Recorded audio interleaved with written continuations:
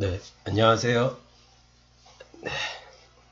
오늘은 오에겐자브로라는 작가 선생님의 이야기를 좀 해보고 싶어서 또 유튜브를 켰습니다.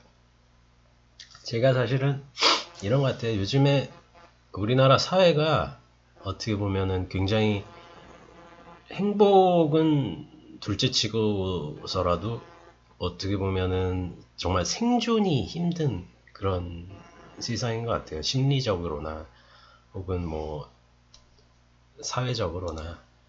그러니까 내면 외면이 굉장히 다 많이 힘든 것 같아요. 그러니까 내면적으로 힘들다는 것이 결과적으로 사회적인 외적인 형태로 형상화된 것이 아닌가. 그거는 어떤 의미에서 보면은 모든 사람들의 마음이 지금 다 이제 버티는 삶이잖아요, 지금.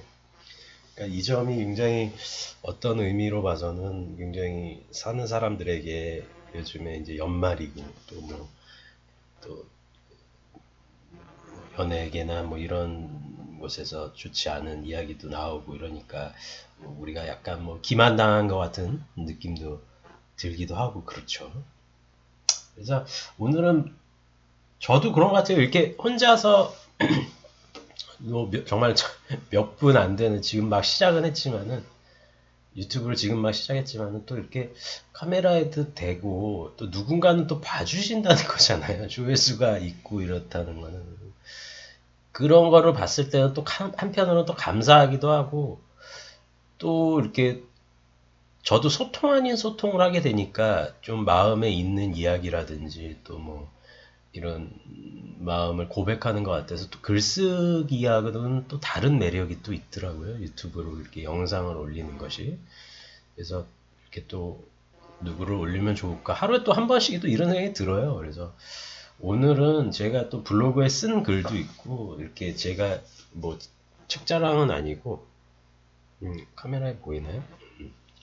오에겐자부로라고 하는 이제 일본의 대작가신데 그 작가님의 글을 제가 좀 많이 읽었어요. 근데 만행원년의 풀뿌리도 읽었는데 책장에 지금 어디 있는지 모르겠네. 하여튼 대표작이 만행원년의 풀뿌리고 다른 작품들도 많은데 저는 오해 선생님 작품 중에 이, 중단편 연작집을 상당히 좋아해요. 그래서 어떻게 보면은 작가라는 것이 이런 것 같아요. 그러니까 삶이 굉장히 힘들고 공허하고 의미를 우리가 찾기가 굉장히 힘든 시간이 있음에도 불구하고 삶을 끝까지 좋다 할 수 있는 힘을 주는 것이 저는 최고의 작가의 경지에 오른 분들이라고 보는데 우에 겐자부로는 그런 작가가 아니었나, 그런 분이 아니었나, 이렇게 생각을 합니다. 그래서, 근데 내용이 사실은 오늘 첫 번째 내용이 어떨지는 모르겠는데, 굉장히 좀 뭐라고 해야 되나, 좀 그로테스크해요. 그러니까 뭐 그로테스크한데, 갑자기 그로테스크한 걸 하면서 뭐 인생에 뭘 느끼냐, 뭐냐, 뭐 이렇게 말씀하실 수도 있죠. 근데 하여튼 그로테스크해요.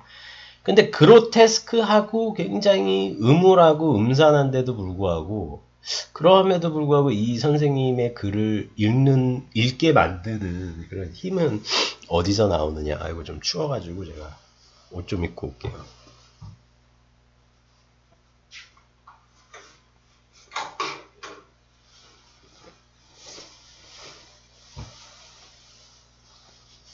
그런 힘은 과연 이제 어디서 마련이 되느냐 뭐 이렇게 볼 수가 있겠죠. 그래서 저도 그 중에서 요 첫 번째 제가 처음 읽은 책이거든요. 오해 선생님. 우리들의 광기를 참고 견딜 길을 가르쳐 달라. 이게 연작 소설집인데 저는 이걸 처음 읽었어요.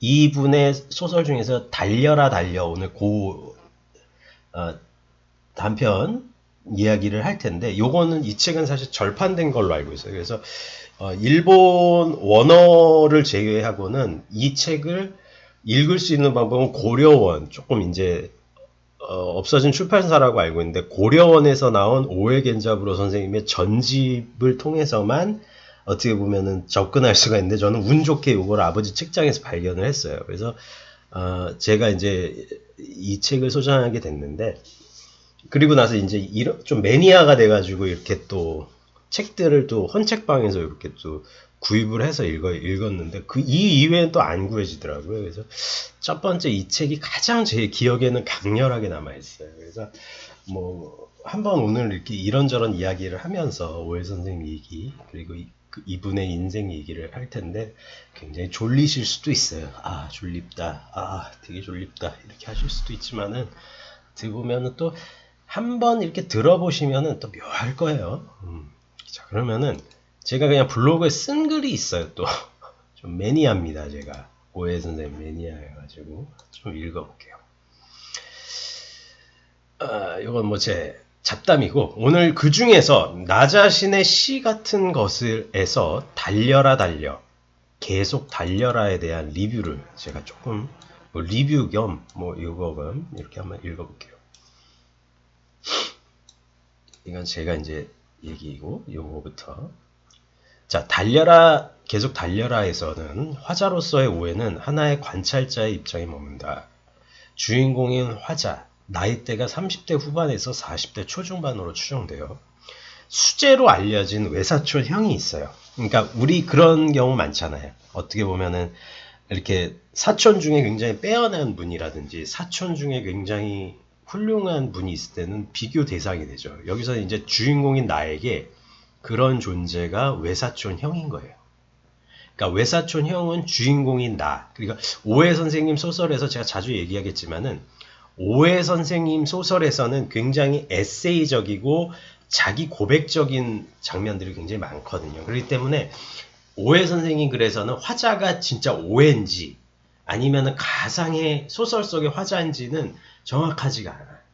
그래서 그리고 장애를 가지고 있는 자기 아들을 끊임없이 소설 속에 등장을 시켜요. 그러니까 자폐를 미약한 자폐 같아요. 그러니까 제가 자폐를 앓고 있는 그 아이들이나 이런 뭐 성인분들의 그런 심리상 그 어느 정도를 정확하게는 모르겠는데 오해 선생이 자제분은 심하게는 느껴지지는 않아요. 이거 음악 작곡을 하는 걸로 알고 있고 성인이 돼서는 그렇기 때문에 이 글에서도 생각보다 얌전할 때도 있고 또 어떻게 보면 통제가 안 될 때가 있어요. 이제 약간 발작 같은 증세가 발현이 될 때가 있거든요. 근데 지금 이 소설 속의 주인공인 나는 항상 내 자제, 조금 자폐를 앓고 있는 내 자식을 등장시켜서 고백적인 내용을 많이 적는다는 거죠. 그래서 상당히 헷갈릴 때가 있어요. 제가 자주 이제 이야기를 할 거예요. 오해 선생님 얘기도 많이 할 거니까. 근데 어쨌든 간에 나의 주인공인 나는 오해일 수도 있고 오해가 아닐 수도 있어요. 그런 나는 외사촌이 있는데 그 외사촌에 대해서 굉장히 뭐라고 해야 되냐면 질투 겸 선망을 이렇게 느끼고 있다라고 이야기를 하거든요. 근데 이 오해의 외사촌이 외국에서 귀국을 합니다. 그리고 대학원에서 박사과정을 하는데 정치외교학, 정치학을 하고 굉장히 집안에서 수재로 이름을 날렸다 보니까 집안 사람들이 이 사람에 대해서 대단히 많이 불풀리는 거야. 뭐 국제적인 건물들과 접촉하는 로비스트다, 뭐다. 그런데 한 가지 흥미로운 거는 이 사람의 할아버지, 다시 말해서 자신의 외조부가 광증에 걸려서 스스로 목숨을 끊었다라는 이야기가 왕왕 이렇게 전해져요.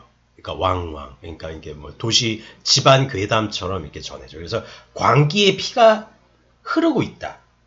광기의 피가 그러니까 외사촌 형한테는 조부고 나에게는 외조부고 정확하게는 제가 기억은 안 나는데 하여튼 조부 외조부 쪽에 피가 같이 그러니까 맞을 거예요. 나에게는 외조부 외사촌 형에게는 조부가 광증에 걸려서 미쳐서 죽었다는 거예요.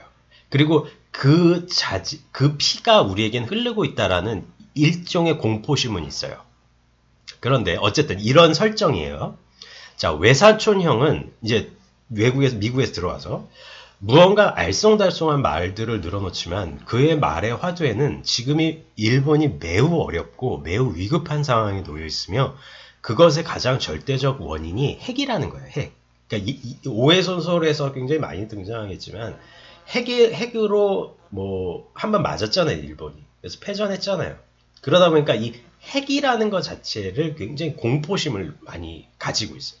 그러니까 그러한 핵은 언제 어디서 일본의 국토에서 쏟아질지 모르지만 대부분의 일본인과 일본 정부는 그걸 모른다는 거예요.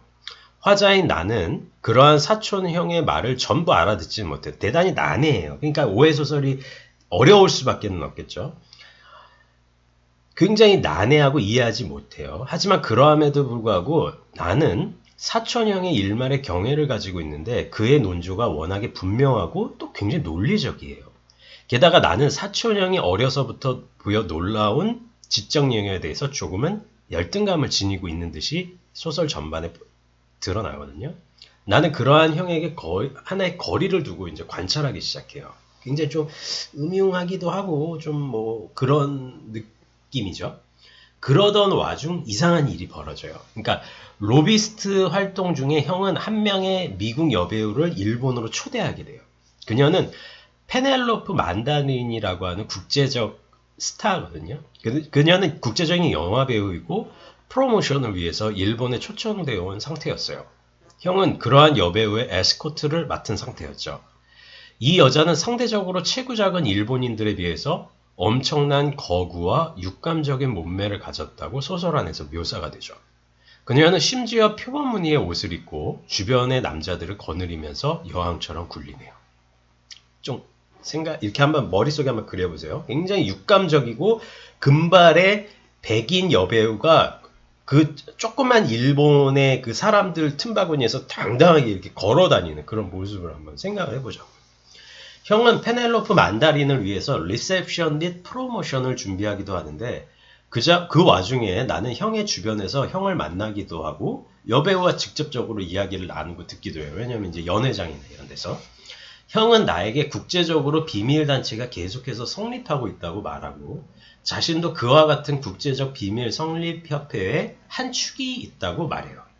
그렇게 말한 후 그는 뉴욕 사무소의 한 특파원으로 향하죠. 그리고 나는 그가 뉴욕에서 일을 하면서 지내고 있다고 여기고 있어요.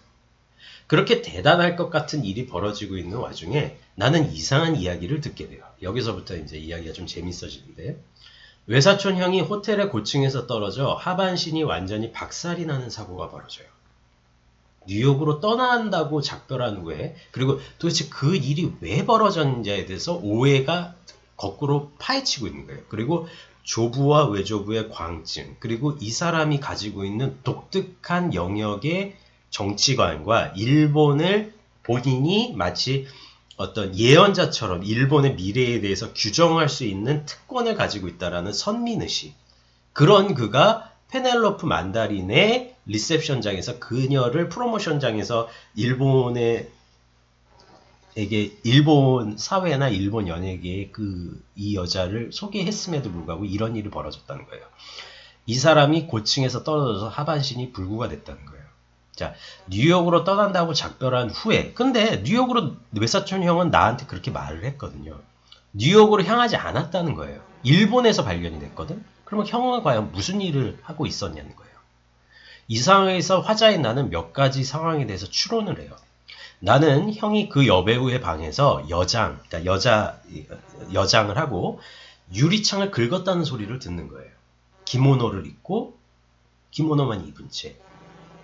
여배우는 호텔방에서 소리를 질렀는데 형이 유리창을 손가락으로 긁어대며 거기서 이제 긁어대며 그 긁어대는 소리 끝에 땅에서 추락했다는 거예요. 그 창문에 매달리죠. 굉장히 이상한 상황이거든요. 그리고 정말 이상한 거를 묘사하는데 일가견이 있는 분이에요. 근데 무슨 뭐 삶에 대한 조타냐. 그거는 제가 또 오해겐자부로의 소설 차근차근 몇 소설을 또 읽어나가면서 한번 얘기를 나눠볼게요.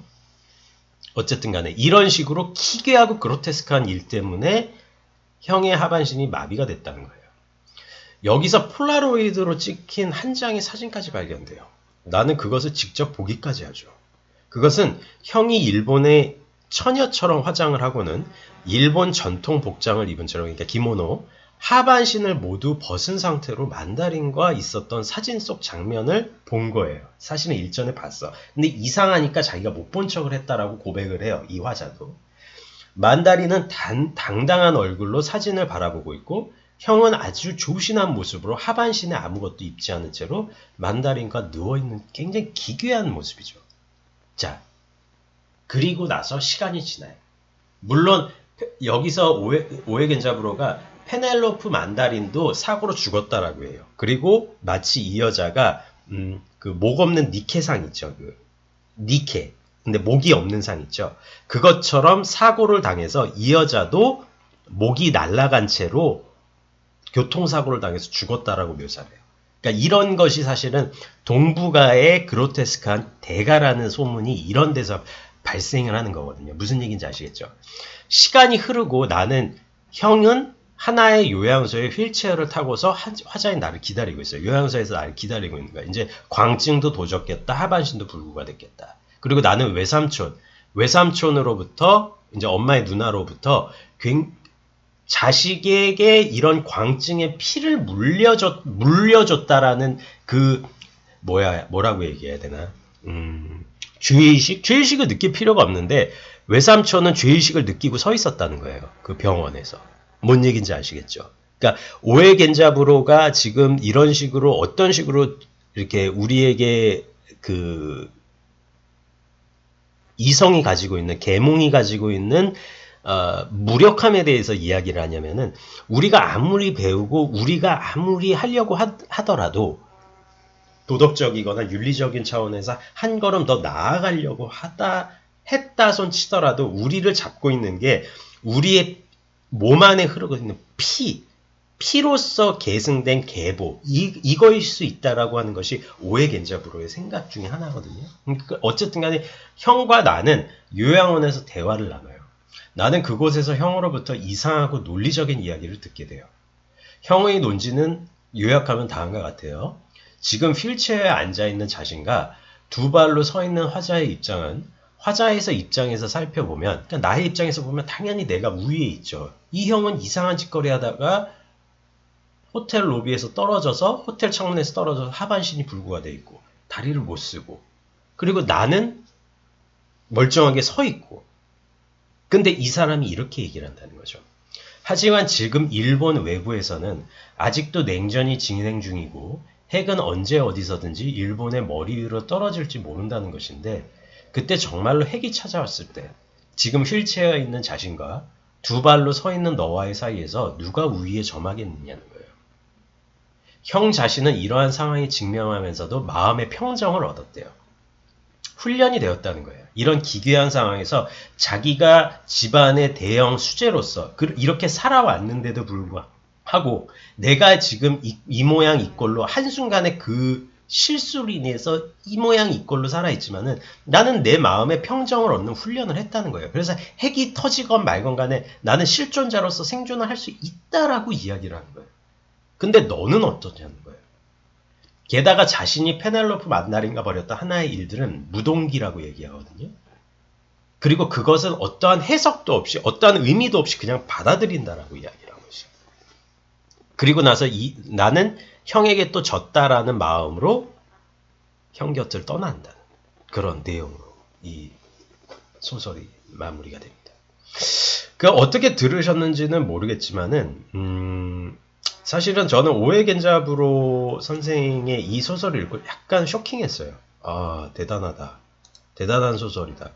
그리고 나서 한글 이제 찾아보기 시작했는데 다른 글도 대단하더라고요. 그리고 제가 알기로 이 글은 오해 선생님의 중후반부쯤에 적힌 글로 알고 있어요. 그러니까 조금 문학적인 완성도가 다 원숙기를 조금 넘어서 만년기까지는 아닌데 하여튼 꽤 중후반기 작품선에서 중후반기의 글을 이제 이 연작 소설이 가지고 있다는 거죠. 어떻게 좀 재밌게 이야기를 했는지는 모르겠네요. 또 제가 오에겐자브로 선생님은 이렇게 저렇게 이야기를 하겠습니다. 네, 오늘 감사합니다. 또 준비할게요.